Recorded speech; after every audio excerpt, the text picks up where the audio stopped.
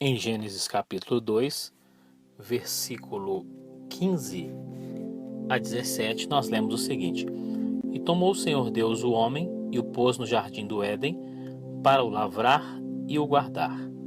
E ordenou o Senhor Deus ao homem, dizendo: De toda a árvore do jardim comerás livremente, mas da árvore do conhecimento do bem e do mal, dela não comerás, porque no dia em que dela comeres, certamente morrerás. No capítulo 3, nós lemos a partir do versículo 1. Ora, a serpente era mais astuta que todas as alimárias do campo que o Senhor Deus tinha feito. E esta disse à mulher: É assim que Deus disse: Não comereis de toda a árvore do jardim? E disse a mulher à serpente: Do fruto das árvores do jardim comeremos, mas do fruto da árvore que está no meio do jardim, disse Deus: Não comereis dele, nem nele tocareis, para que não morrais.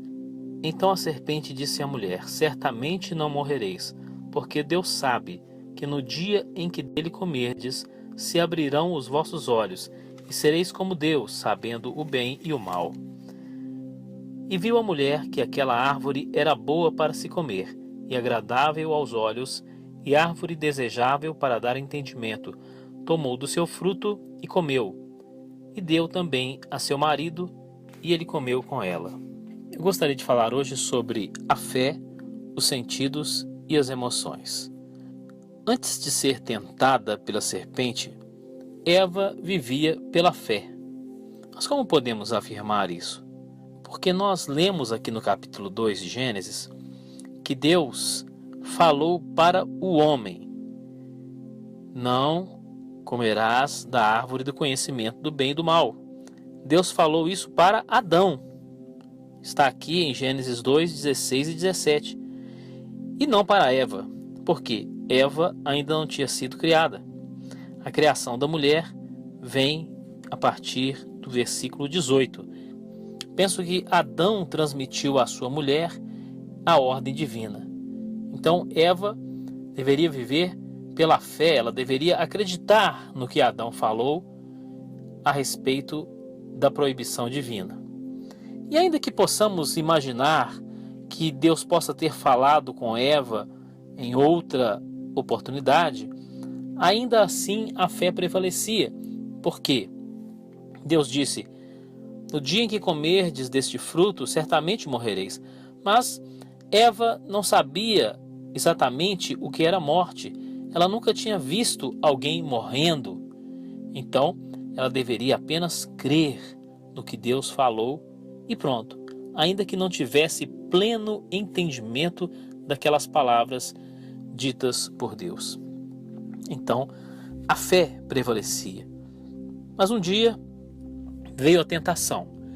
E a tentação, ela atinge o que? Os sentidos do corpo.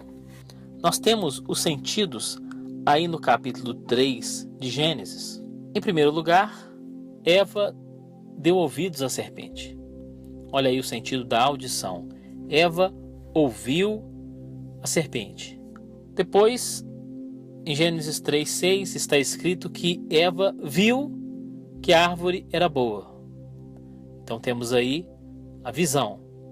Em seguida, Eva tomou do fruto. Entrou em ação o tato. E na sequência, Eva comeu o fruto proibido. Temos então aí o sentido do paladar. O texto só não menciona o olfato, mas podemos deduzir que aquele fruto tivesse algum aroma. A verdade é que os sentidos do corpo são afetados diretamente pelas tentações.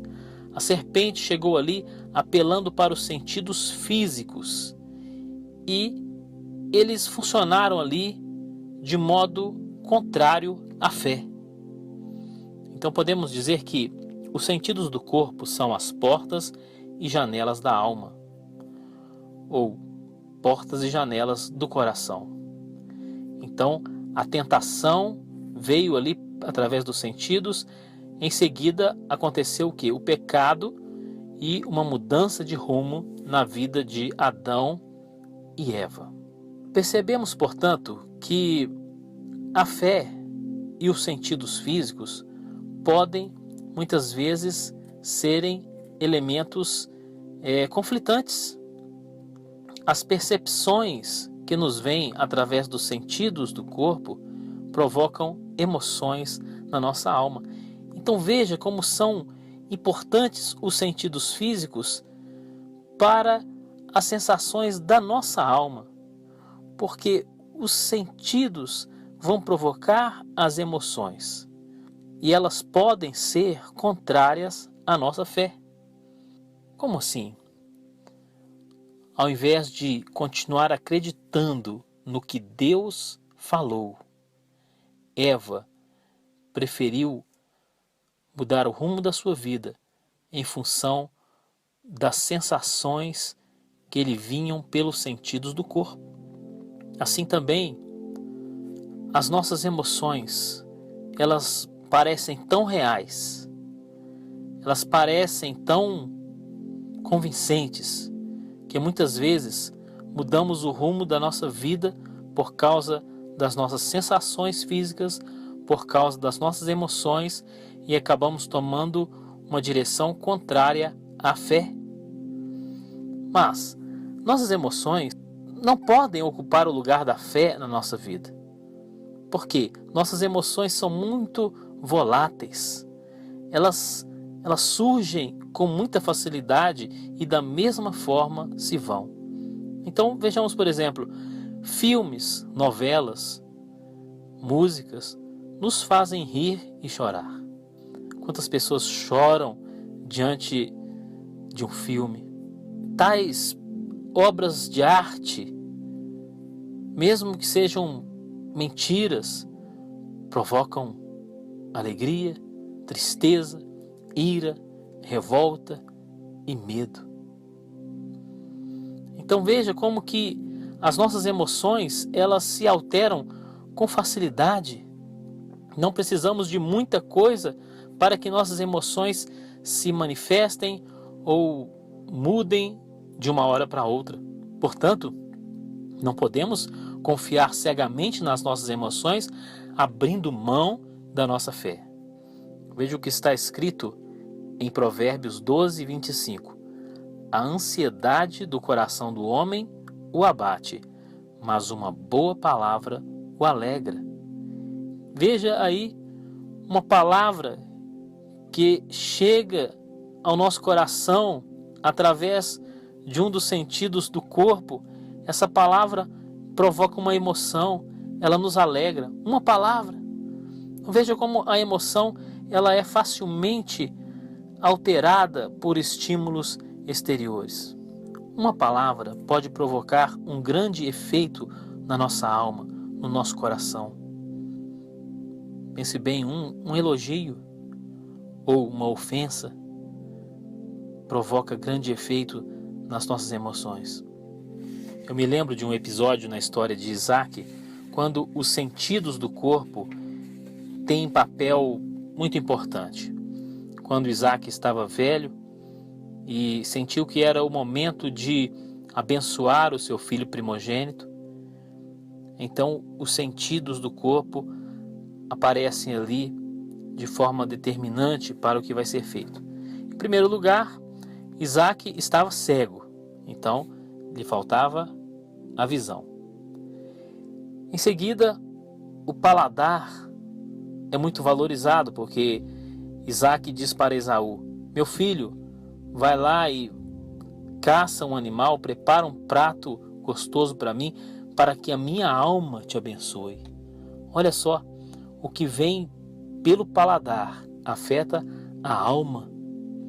Então, temos aí esse sentido ali em destaque. Na sequência, o que aconteceu? Jacó enganou seu pai Isaac, porque ele colocou ali sobre o braço uma pele de animal para parecer com o braço peludo do irmão Esaú. Então, Isaac apalpou ali o braço coberto de Jacó. Então temos o tato nesse momento. Ao mesmo tempo, ele ouviu a voz do filho enganador Então temos ali a audição. Então Isaac disse, a pele é de Esaú, mas a voz é de Jacó. Jacó estava usando as roupas de Esaú. Isaac sentiu o cheiro daquelas roupas e reconheceu e foi enganado, pensando que de fato se tratava do seu filho Esaú. E assim Isaac abençoou Jacó, pensando se tratar do outro filho. Então vejamos que os sentidos físicos estão todos aí nesta passagem da história de Isaac, que se encontra no capítulo 27 de Gênesis. E eu estou citando isso para dizer o quê? Que os sentidos do nosso corpo, eles podem ser enganados, provocando emoções verdadeiras no nosso coração. O ser humano é muito afetado pela visão. Por isso, o Senhor disse lá nos 10 mandamentos, não farás para ti imagens de escultura. Porque, afinal de contas, Deus não seria afetado pelo fato de alguém ter imagens de ídolos em casa. Estátuas não afetam o Senhor Deus, mas essas estátuas afetam o ser humano através do sentido da visão. Por que algumas religiões constroem grandes catedrais? Para impressionar as pessoas através da visão. E essas catedrais muitas vezes têm grandes escadarias, têm tetos muito altos. Algumas delas têm nesses mesmos tetos pinturas de supostas cenas celestiais. Essas mesmas catedrais têm torres que apontam para o céu. Por que tudo isso? Para que, através do sentido da visão, as pessoas sejam impressionadas e tenham emoções provocadas pelo que estão vendo. Assim podemos falar da arte religiosa de modo geral.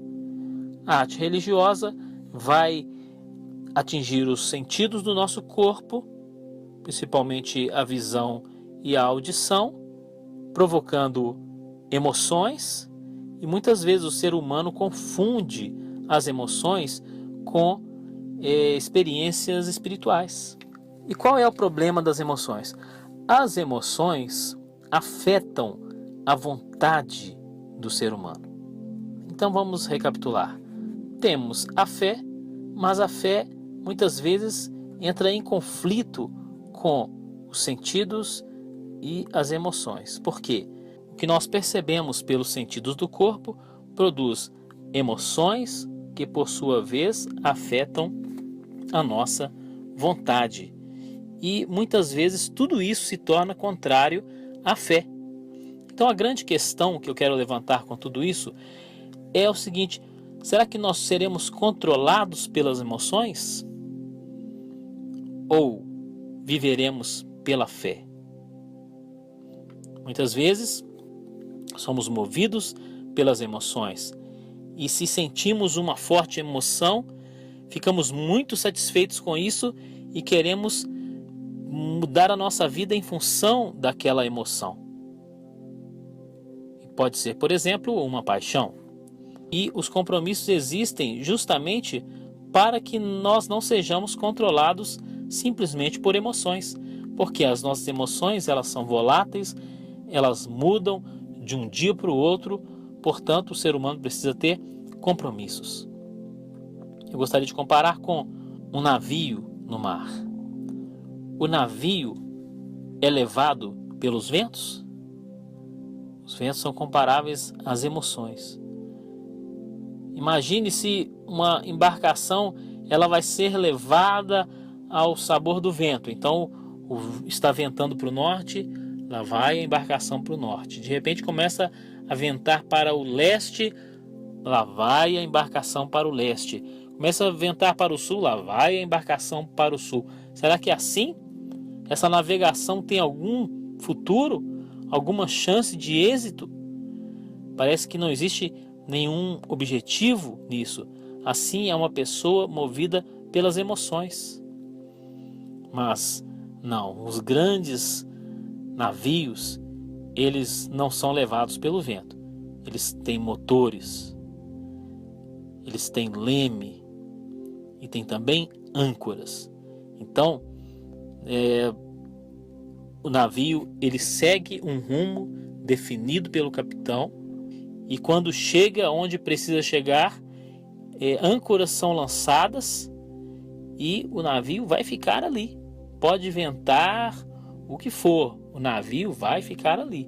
Por quê? Porque ele tem âncoras. Assim deve ser o ser humano. Em algum momento, o ser humano precisa lançar âncoras, ou seja, precisa tomar decisões e dizer: é aqui que eu quero ficar. Já me decidi. Agora pode ventar, podem vir emoções contrárias, mas eu continuarei aqui, porque tomei uma decisão. Diante das emoções, precisamos questionar onde é que fica a nossa fé. Nós seremos movidos por emoções ou por sentimentos? Será que o desânimo nos paralisa? É o entusiasmo que nos move? Ou nós vivemos pela fé? Só louvamos a Deus quando estamos alegres? Não. Se estivermos tristes, vamos louvar ao Senhor também. Porque a nossa vida não deve ser controlada por emoções, mas devemos viver pela fé. Portanto, como eu disse, os sentidos do corpo são as portas e janelas da alma. Olha, cuidado com essas portas. Vigie essas portas. Você pode fechar a porta e muitas vezes você deve fechar.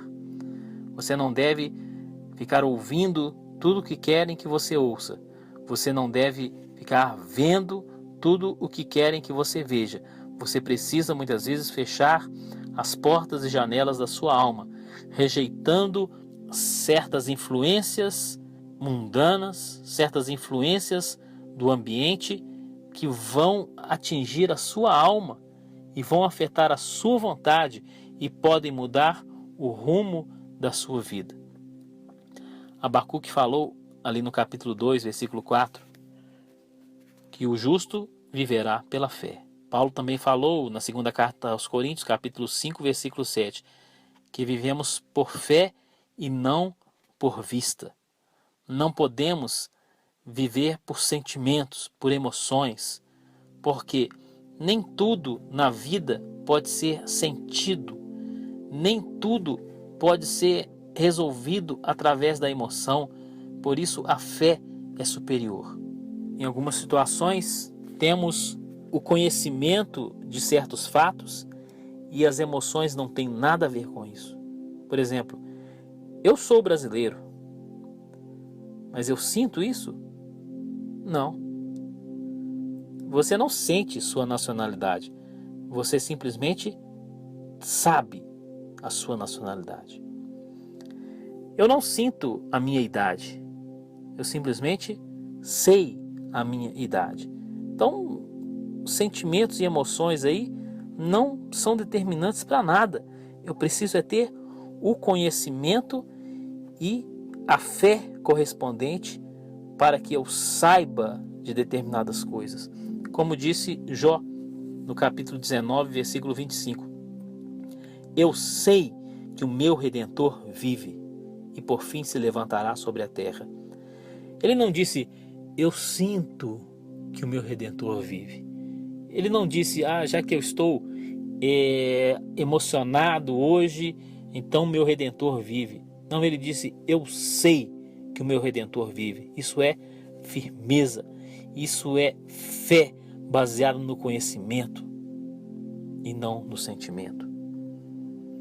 Paulo disse aos Romanos, sabemos que todas as coisas cooperam juntamente para o bem daqueles que amam a Deus. Ele não disse, sentimos que todas as coisas cooperam. Não, ele disse, sabemos. Observe a firmeza desta afirmação. Portanto, não podemos viver movidos pelas emoções. Não quer dizer que estamos negando as emoções. O homem é um ser emocional. O que estamos dizendo é que as emoções não podem controlar as nossas vidas. A fé precisa estar acima de tudo isso. E mesmo quando as circunstâncias produzirem em nós emoções negativas, não vamos permitir que a nossa fé seja abalada. Não, porque as emoções passam, mas a fé permanece. Fica firme na fé, meu prezado ouvinte. Não estamos negando as emoções, mas estamos colocando as emoções nos seus devidos lugares. A Bíblia fala sobre o fruto do Espírito e uma de suas características é a alegria. Mas essa alegria, ela não depende dos sentidos do corpo. É uma alegria que vem de dentro para fora. Quando vivemos pela fé, então as nossas emoções, elas encontram o ponto de equilíbrio. Elas encontram os seus devidos lugares. Podemos comparar essa relação de fé e emoções com um trem, onde a fé é a locomotiva e as emoções são os vagões. Quando a fé está no comando, então as emoções vão seguindo atrás. Elas vão encontrando os seus lugares. Certamente, na presença do Senhor, temos emoções maravilhosas, temos grande alegria, mas o que nos move não é a alegria, mas é a fé, uma fé inabalável no nosso Senhor Jesus.